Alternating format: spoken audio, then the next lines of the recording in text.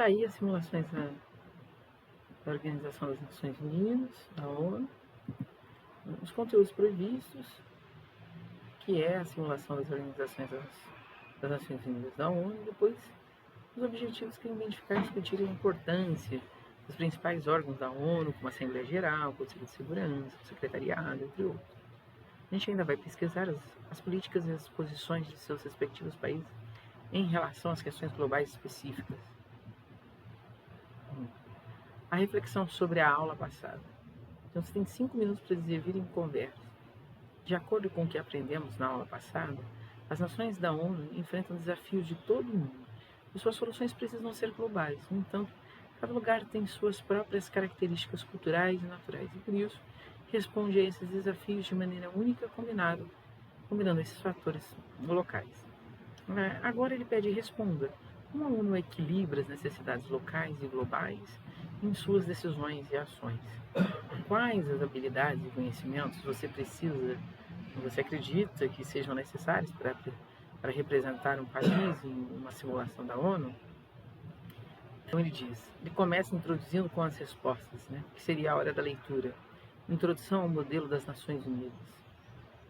O objetivo de simular sessões da ONU é que vocês, estudantes, possam vivenciar e entender as regras, os comportamentos e as políticas internacionais.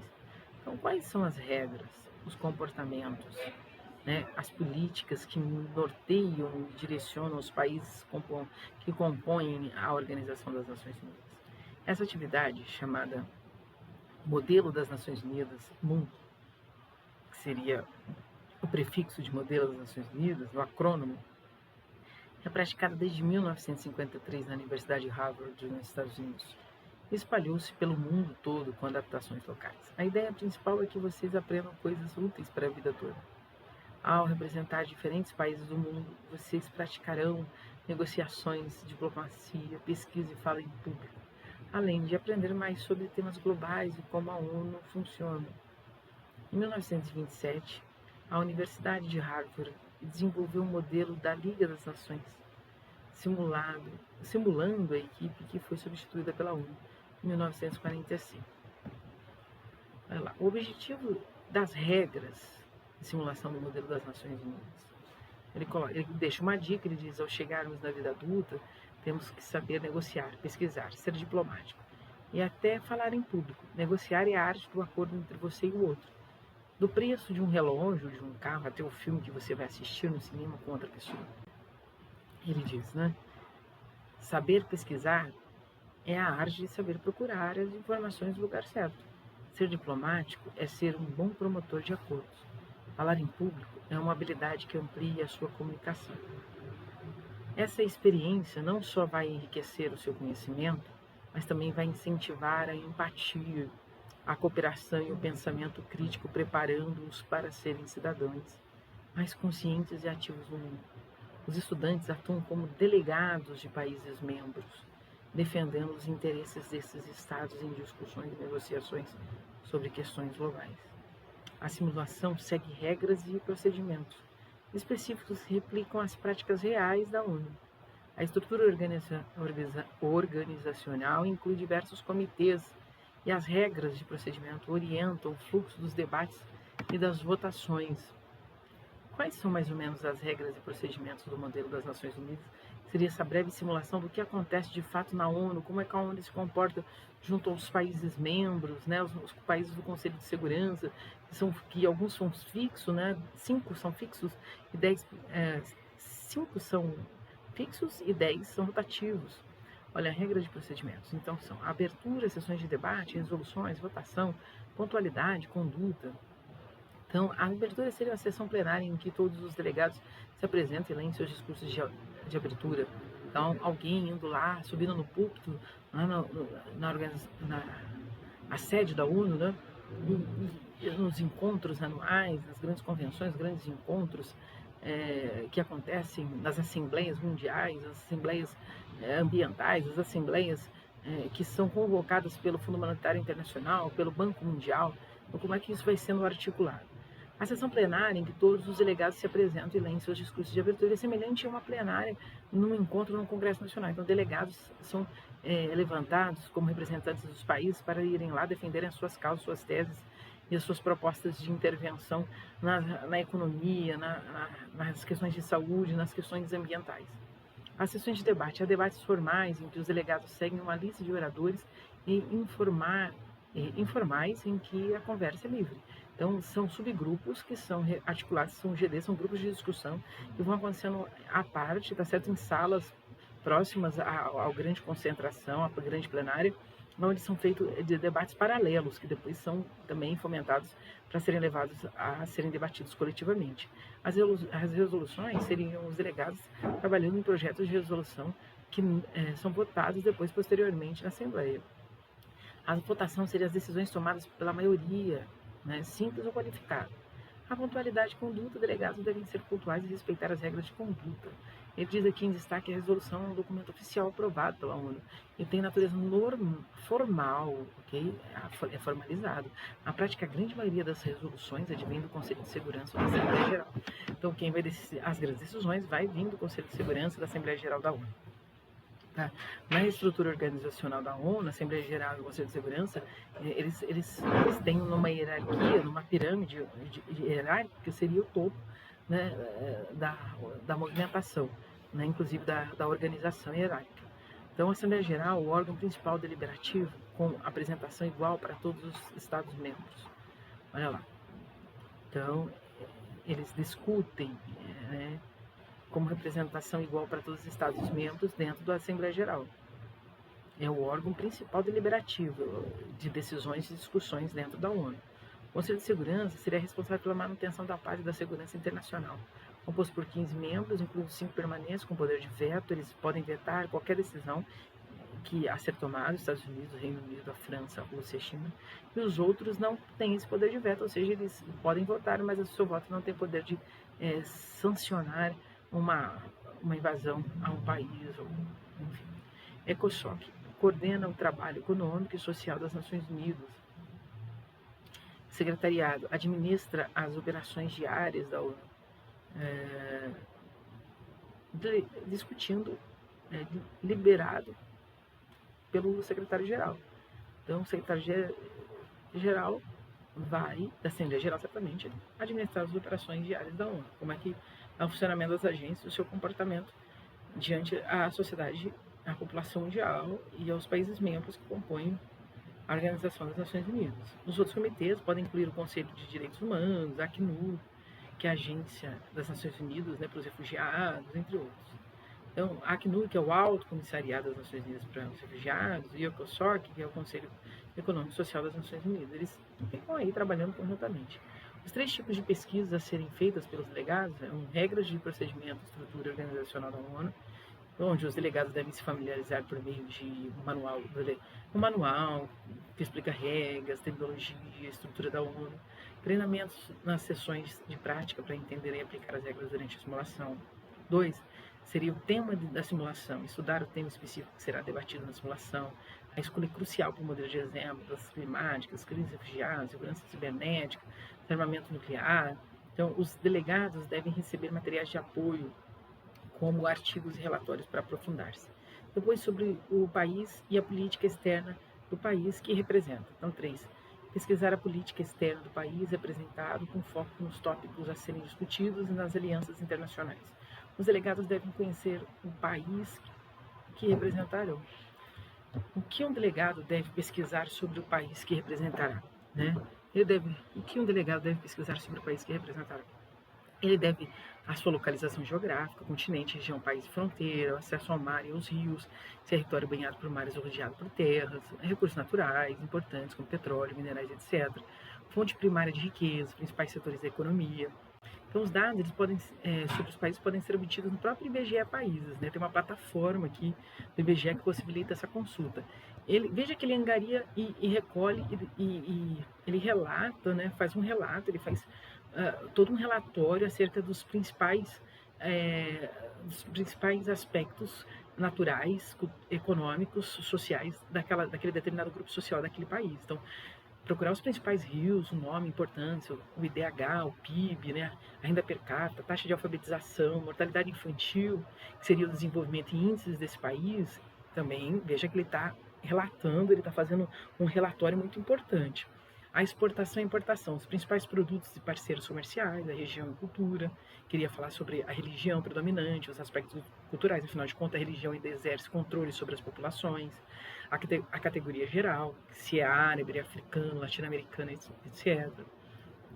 As organizações internacionais, participação em organizações internacionais e regionais. Veja que tudo isso é de suma importância. São passos da implementação da simulação, por exemplo. Olha lá, preparação dos delegados, pesquisa e estudo, sessões de debate, avaliação e feedback. Então, como é que são distribuídos os países, fornecimento de um guia detalhado sobre as regras de estrutura, né? Workshops, sessões de prática, que poderia ser feito dentro desse grande encontro.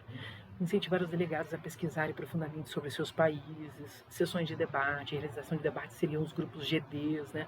Que são subgrupos, onde estão simulações para a prática de habilidades de discurso de negociação. A avaliação e feedback seria o fornecimento de feedback contínuo, a avaliação da participação e do comprometimento dos delegados. Né? Como isso vai funcionando dentro desses manuais para o modelo das Nações Unidas. Eu tenho aqui 3 QR Codes, que seria o Guia de Simulação, Regras de Funcionamento, foi elaborado pela Universidade Federal de Santa Catarina, esse é apenas um modelo, um guia de regras da mini-ONU, 6ª edição, PUC, foi feito em 2021, depois uma simulação do modelo da ONU, tema Globalização, Associação das Nações Unidas nos Estados Unidos, Departamento de Estado dos Estados Unidos. Em português, como é que a gente poderia simular isso? Ele dá aqui, na prática, mais 5 minutos para todo mundo escrever a avaliação do pré-simulado. Então, o que você espera da sua participação de um modelo das Nações Unidas? Depois, você concorda com a citação ao lado do ex-secretário-geral da ONU, Kofi Annan, de 1997 a 2006? Justifica por quê. Kofi Annan, ex-secretário da ONU, ele disse: mais do que nunca na história da humanidade, compartilhamos um destino comum. Só podemos dominá-lo se o enfrentamos juntos. E é por isso, meus amigos, que temos as Nações Unidas. Então, ele foca nas Nações Unidas, ele centraliza nas Nações Unidas a responsabilidade por essa relação grupal, coletiva, de uma consciência compartilhada, de uma consciência mundial de preservação dos recursos energéticos e da sociedade civil por meio de uma consciência coletiva. Com os estudantes, como eles se sentem no modelo das Nações Unidas. Então, ao lado tem um vídeo que mostra o trecho de uma reportagem que passou na televisão em 7 de julho de 2018. A reportagem mostra um pouco da simulação da ONU na quadra da Escola Estadual Ministro Costa Manso, localizada na Vila Nova Conceição, na zona sul da capital paulista. Foi a primeira vez que uma escola pública estadual, em São Paulo, promoveu esse tipo de evento. Vamos lá assistir? Já imaginou a importância que é participar de uma Assembleia da ONU? Né? Na ONU ali os países discutem assuntos importantíssimos de interesse do mundo inteiro. Pois é, aqui em São Paulo, pela primeira vez que alunos de uma escola pública estão fazendo esse exercício, uma simulação da realidade, mas que ajuda muito no aprendizado deles. A quadra da Escola Estadual Ministro Costa Manso, na Vila Nova Conceição, deu lugar a uma tenda. A ideia é que o espaço pareça o plenário da ONU. E se tratando de Nações Unidas, a formalidade é necessária. Sapatos engraxados, gravata, cabelo ajeitado e óculos para dar aquele ar intelectual. Os 44 alunos, ou no caso de hoje delegados, representam 22 países. Estão reunidos para discutir sobre o uso internacional da energia limpa. Com vistas a alcançar a equidade entre as gerações, a qualidade de vida, a coesão social e a responsabilidade internacional. Para começar as discussões com a palavra mesa diretora, presidida por estagiários do Ministério das Relações Exteriores. Hoje teremos um debate sobre o Objetivo de Desenvolvimento Sustentável da ONU, especificamente o ODS 7, que é sobre energia limpa e acessível. Nós temos um papel mesmo de mediar, sempre imparcial, mas é fundamental para que a simulação ocorra com perfeição. Entre os países representantes na Assembleia, a bandeira do Brasil tem destaque. A Yuri e o José são os nossos representantes. A gente é o 4º país, né, com melhor energia sustentável. Vocês sabiam disso ou aprenderam no decorrer dessa simulação e desses estudos? Não, ao decorrer, né? Tem que pesquisar, tem que ter a responsabilidade, né, de representar o país. Essa simulação de uma Assembleia Geral da ONU já é feita há mais de 40 anos. Começou na Universidade de Harvard, nos Estados Unidos. Aqui no Brasil é muito comum em faculdades e também em escolas particulares. mas essa aqui é a primeira vez que ela é feita numa escola pública estadual. Dá aos jovens a oportunidade de se organizarem para falar em público, para aprender sobre outros países, né? Defender uma ou outra alternativa, independente do que você mesmo pensa, mas essa capacidade de entender o outro. É um exercício pessoal extraordinário. Na apresentação, cada delegado deixa claro o posicionamento que o país tem em relação ao tema. O Iago já logo avisa que os Estados Unidos não abrem mão do uso do petróleo. A gente tem que conciliar desenvolvimento com sustentabilidade. Isso é uma coisa que precisa ser pensada antes de tomar qualquer decisão. Essa é a posição dos Estados Unidos, mas é a sua? Não, sinceramente não. Opiniões pessoais à parte, deu para ver que a simulação aqui é coisa séria.